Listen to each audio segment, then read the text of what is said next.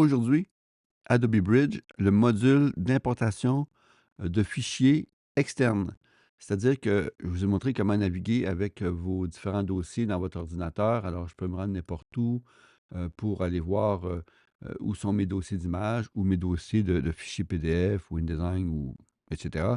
Alors, par contre, il y a une fonction qui est intéressante avec euh, Adobe Bridge, c'est un fichier, c'est obtenir des photos de l'appareil photo. Puis ça, c'est intéressant parce que, bon, l'appareil photo, on pourrait dire que ce serait juste appareil, parce que dans le fond, je peux connecter un lecteur de carte SD, un lecteur de carte CF, ou un caméscope, ou encore un téléphone cellulaire pour aller chercher des images. Donc, pour l'exemple, aujourd'hui, j'ai connecté mon téléphone. Alors, je vais faire ceci. Je préfère aussi que dès que je branche mon téléphone, c'est le module qui s'ouvre pour l'importation. Alors, ou quand je branche une caméra ou je mets une carte SD dans mon lecteur. Alors, ça s'ouvre, ça devrait être ouvert qui est ici. Bon, parfait. Alors, il est ici. Donc, on voit ici une interface qui peut être simple ou double, dans le sens que j'ai une boîte de dialogue standard ou avec dialogue avancé qui nous permet de voir. Bon, ici, ça fait partie des bugs de la nouvelle version, là. J'ai des images qui sont un peu loadées ou chargées, pardon, un peu au niveau du visuel, un peu déficientes, mais théoriquement, je dois avoir des images qui sont correctes. Les images qui sont là depuis un certain temps devraient être correctes comme ces images-là ici. OK? Alors, donc, j'ai ma banque d'images dans mon téléphone, dans le dossier photo. J'ai ici, bon, je peux toujours mettre à jour, actualiser la liste. Bon, là, ça ne change pas. Mais disons que là, ce que je peux faire, moi, c'est que je vais cliquer ici. Pardon, je vais cliquer ici sur désélectionner. Donc, je vais pouvoir, exemple, aller chercher, mettons, deux images. Là, si je vais prendre les images qui sont ici, mettons celle-ci et celle-ci. Alors, c'est deux exemples de fleurs que j'ai photographiées. Donc, je sélectionne mes images. Je pourrais faire tout désélectionner ou tout sélectionner, alors selon le cas. Puis quand je fais tout désélectionner, maintenant, je peux sélectionner simplement les images que je veux. Ce qui est intéressant ici, c'est que je peux choisir l'emplacement où je veux mettre mes images. Donc, je pourrais choisir un emplacement ici en faisant un dossier particulier. Exemple, photo iPhone, comme ceci. Et je vais faire ouvrir.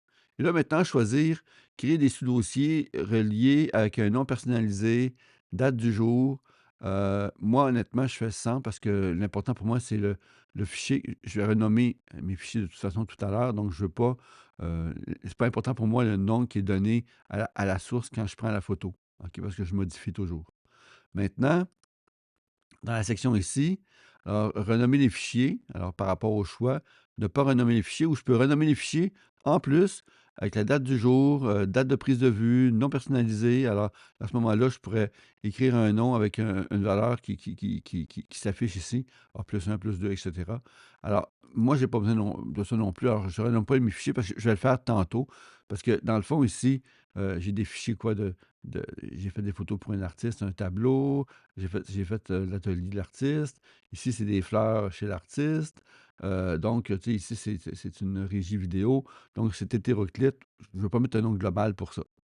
Ici, je vais plutôt conserver le nom du fichier actuel. Donc, ici, mon fichier s'appelle IMG 0412. Donc, j'ai activé les images de haute capacité dans mon téléphone et je vais pouvoir activer RAW et les ouvrir dans la section pour faire des modifications multiples qu'on verra ultérieurement. Suite à ça, mon dossier va s'ouvrir dans Bridge. Donc, je pourrais prendre quelques images de plus ici là, pour le plaisir, comme ça ici. OK. Je pourrais aussi convertir, si c'est des fichiers HEIC, je pourrais les convertir en DNG au besoin. J'expliquerai le DNG là, un peu plus tard. Je peux aussi supprimer les fichiers d'origine dans le téléphone. Moi, honnêtement, je ne charge pas mon téléphone pour rien. Quand mes images sont dans l'ordinateur en protection quelque part au niveau d'une sauvegarde, j'ai des sauvegardes partout. J'ai comme 3 sauvegardes de mes images. Donc, je vide mon téléphone pour qu'il soit toujours vide pour avoir les meilleures conditions de tournage si je fais des tournages en 4K ou en HD avec beaucoup de clips. Je peux enregistrer une copie sous en même temps, si je veux. Et là, je peux aussi appliquer les métadonnées. Alors, c'est intéressant parce qu'ici, j'ai mes métadonnées qui sont photographe, designer, formateur ou les éléments 100. Alors, moi, je choisir photographe et comme c'est mes photos. Et maintenant, ben, j'ai juste à cocher obtenir les supports comme ceci et je vois les images qui se chargent dans mon dossier.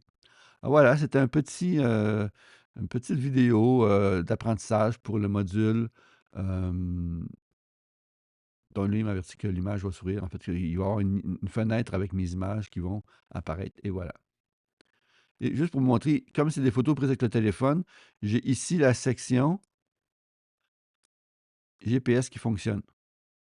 Alors, donc ça ici, c'est d'autres éléments que je pourrais expliquer ultérieurement par rapport à quand on gère des images, photos, vidéos ou PDF ou peu importe.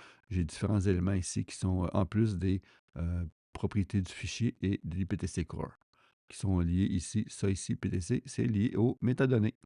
Alors que là, voyez-vous, j'ai incorporé immédiatement le modèle sans mettre le headline, le gros titre, description et le reste que je mettrai en temps et lieu en sélectionnant les bonnes images pour les bonnes données que je vais mettre ici. Alors voilà, petit module qui se trouve dans le menu Fichier et qui se trouve ici dans Obtenir des photos de l'appareil photo, mais en fait, c'est tout élément, lecteur de carte, caméra, caméscope qui est connecté à l'ordinateur. Ça va être vu par ça. Alors, c'est à votre tour d'essayer.